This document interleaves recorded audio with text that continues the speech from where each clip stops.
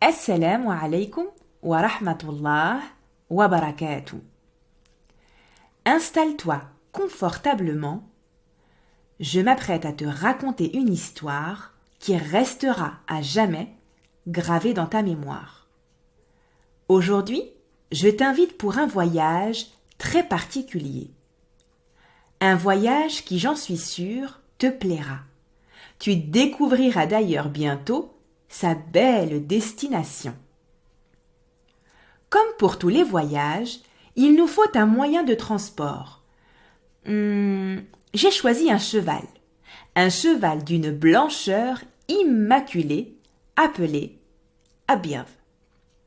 Mais il nous faut aussi des bagages, dans lesquels nous ne mettrons pas les vêtements qui servent à couvrir notre corps, non. À la place, nous y rangerons soigneusement ce qu'Allah appelle libas at-taqwa, le vêtement de la piété. Car oui, il en faut de la piété pour ce voyage. Es-tu prêt? Enselle. Il fait chaud ici. Selmen et Inès, deux enfants d'à peu près ton âge, sentent les gouttes de sueur couler très doucement dans leur dos. C'est normal. Dans le désert d'Arabie, non loin de la ville majestueuse de la Mecque, les températures grimpent très vite et très haut, au point d'atteindre les 40 degrés à l'ombre. Tout à coup, Inès se met à tousser devant la poussière qui, d'un coup d'un seul, envahit ses narines. Quelques secondes après, c'est Selmen qui, à son tour, sent son souffle se couper par un épais nuage de poussière. Des dizaines de cavaliers galopent farouchement et en toute hâte. On croirait qu'ils recherchent quelque chose ou quelqu'un. Une fois la fumée de poussière dissipée, ils aperçurent un cavalier isolé qui semblait comme en état de choc. Les enfants s'avancèrent vers lui. « Assalamu alaykoum, cavalier !» salua Selmen. « Wa alaykoum salam !» répondit-il. « Tu sembles un peu confus. Sais-tu me dire où courent tous ces cavaliers ?»« On voit bien que vous n'êtes pas du coin, » rétorqua-t-il. « Ils sont à la recherche d'un homme. Les hauts dignitaires de la Mecque offrent une très grosse récompense à qui le retrouvera. » « En effet, monsieur, nous ne sommes que de passage. Suraqa !»« On m'appelle Suraqa !» se présenta-t-il, sans même laisser Selmen terminer sa phrase.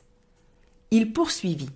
« En ce moment même, toute la Mecque et ses environs recherchent activement celui qu'on appelle Muhammad. »« Sallallahu alayhi wa sallam » scandèrent en chœur Inès et Selmen. Nos deux amis, fervents amoureux du prophète de la miséricorde alayhi salatu wassalam, comprirent que se présentait à eux une occasion en or de le rencontrer enfin. En entendant que les enfants étaient des partisans du prophète, Suraqa leur confia qu'il l'avait vu, accompagné de son fidèle compagnon Abu Bakr radiyallahu anhu et de leur guide Abdallah ibn Urayqit. Il leur indiqua également de prendre la route opposée à celle des cavaliers. Après l'avoir remercié, ils remontèrent sur leur cheval blanc, galopant plus motivés que jamais à rencontrer leur modèle, celui qu'ils aiment profondément.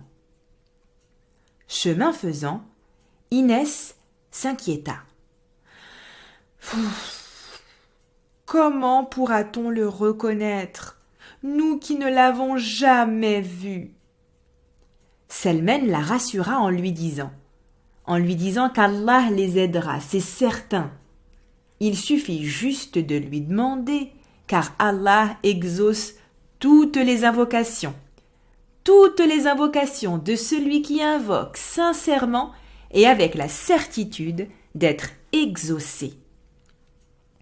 Inès leva alors ses mains vers le ciel et implora Allah. Elle l'implora de toutes ses forces de leur faciliter ce voyage. Elle eut à peine fini sa demande que les deux enfants arrivèrent près d'une tente abritant une femme connue pour sa très grande générosité. Ma'bad, c'était son nom. Elle était seule ce jour-là. Sa seule compagnie était une brebis maigre et chétive. Les enfants la saluèrent poliment et Ma'bad leur offrit du lait frais de cette même brebis. Selmen s'étonna. « Mais comment avez-vous obtenu ce lait alors que votre brebis semble ne pas donner la moindre goutte ?» Ma'bad sourit et leur dit « Tu as raison, mon garçon. Je pensais comme toi. Je pensais comme toi qu'elle ne donnerait rien. Mais avant toi, avant que vous n'arriviez à moi, un homme extraordinaire a trait cette même brebis. Et il a pu remplir non pas un, mais bien plusieurs récipients de lait frais. J'ai pu en boire, et chacun des deux hommes voyageurs qui l'accompagnaient en a bu jusqu'à plus soif. » Inès comprit qu'il s'agissait du prophète. Elle l'interrompit poliment. « Pouvez-vous me décrire cet homme exceptionnel ?» Ma'bad sourit de nouveau avant de dire « Il est d'un éclat manifeste. Son visage est rayonnant. Il est d'une bonne moralité. Il n'est pas ventru et n'a ni une petite tête, ni un cou mince. Il est beau de visage, gracieux. Ses yeux sont grands et d'un noir foncé. Ses sourcils, fins et longs. Il a une voix rauque. Son silence le drape de majesté. Son parler de splendeur. Vu de loin, il apparaît comme le plus beau des hommes. De près, il l'est encore plus. Ses paroles sont agréables, bien ordonnées, comme les perles d'un collier que l'on égrène, et dépourvues de tout mot superflu. Des trois hommes que j'ai vus, il est le plus beau et le plus auguste. Les yeux d'Inès et de Selmen se remplirent de larmes. Comme le prophète doit être beau, alayhi salatu wassalam. Il faut continuer, Selmen, ajouta plus déterminé que jamais l'intrépide Inès. Ils remontèrent en selle et saluèrent chaleureusement Ma'bad, qui les regarda partir, encore sous le charme de son invité d'exception. Alors que le cheval galopait fougueusement, dans la tête des enfants résonnait encore chacune des paroles magnifiques de Ma'bad. Ils se réjouissaient de pouvoir enfin rencontrer leur modèle de piété. Après plusieurs heures de route, ils arrivèrent dans une ville illuminée. Était-ce la ville du prophète, celle qu'on appelle Medina al-Munawwara? Sur le chemin, ils virent un homme marchant sur une route bordée de pierres et qui les salua. Il était lui aussi très souriant. Après les formules de politesse usuelles, il dit qu'il se prénommait Ibn Abbas, le fils de l'oncle du prophète alayhi salatu wassalam. Inès explosa de joie et le serra dans ses bras comme elle aurait serré son papa, en disant « Le cousin du prophète, c'est le cousin du prophète !» Elle s'empressa de lui demander de lui décrire le prophète. Enchanté par sa demande, il commença ainsi. Il a des dents espacées, laissant apparaître comme une lumière lorsqu'il parle. Son cou est long et gracieux, comme celui d'une jolie femme et aussi pur que l'argent. Ses cils sont fins et longs, et sa barbe épaisse. Son front est large, il a un nez aquilin, et peu de chair aux joues. Soudain, il s'arrêta et appela un autre homme qui l'accompagnait. Ce dernier se hâta pour les rejoindre.